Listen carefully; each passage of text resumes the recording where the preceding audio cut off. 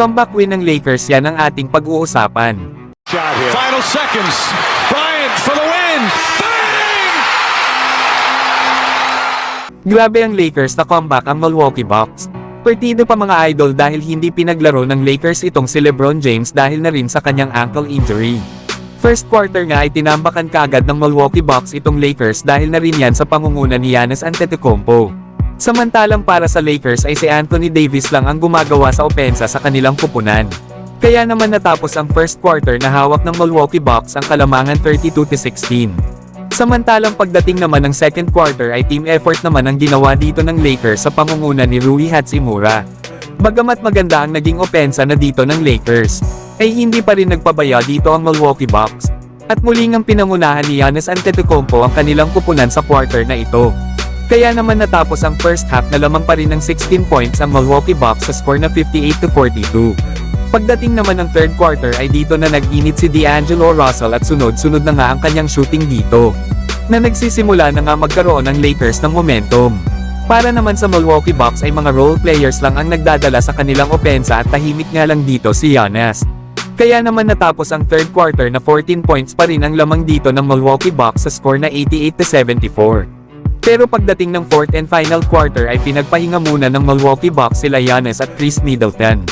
Kaya naman sinamantala ito ng Los Angeles Lakers sa pangunguna nga yan nila D'Angelo Russell, Anthony Davis at Austin Reeves. At sa 3-pointer nga na ito ni Austin Reeves ay nauwi ang laro sa overtime.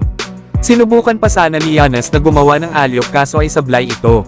Kaya naman natapos ang fourth quarter na tabla na ang score sa 101. Kaya naman sa naging overtime ay dikit pa rin ang laban ng dalawang kupunan at palitan nga lang sa opensa ang Lakers at Milwaukee Bucks. Kaya naman ay nauwi na naman ang laro sa overtime sa score na 117-all. Nasa pangalawang overtime ay inakala pa ng Milwaukee Bucks na sila na ang mananalo.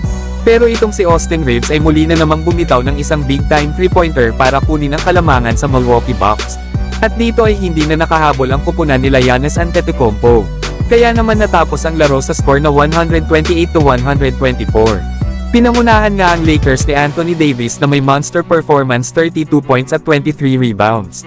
Sinundan naman yan nila Austin Reeves na may triple-double 29 points 14 rebounds at 10 assists. D'Angelo Russell na may 29 points at 7 assists at Rui Hachimura na may 16 points at 14 rebounds.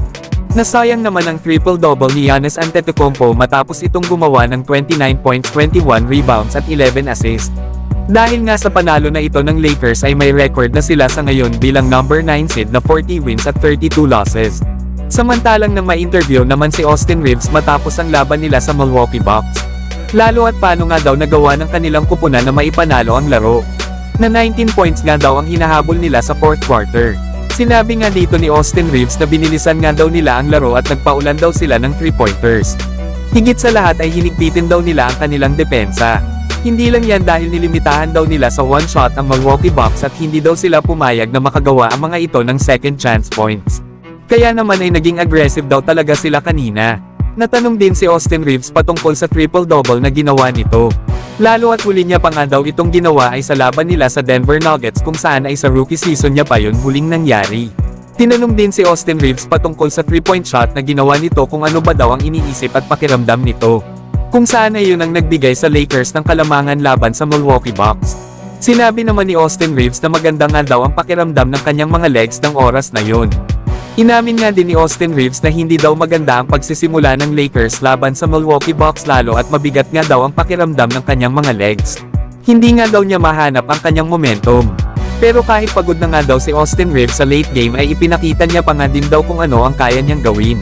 At nang matanong naman si Austin Reeves patungkol kay LeBron James na possible na nga daw itong maglaro bukas, ay sinabi naman ni Austin Reeves na inaasahan nga daw nila ito na maglalaro sa laban nila sa Milwaukee Bucks. Yan nga mga idol ang mga sinabi ni Austin Reeves sa naging post-game interview nito. Pero kayo mga idol, ano ang masasabi nyo sa comeback win ng Lakers laban sa Milwaukee Bucks?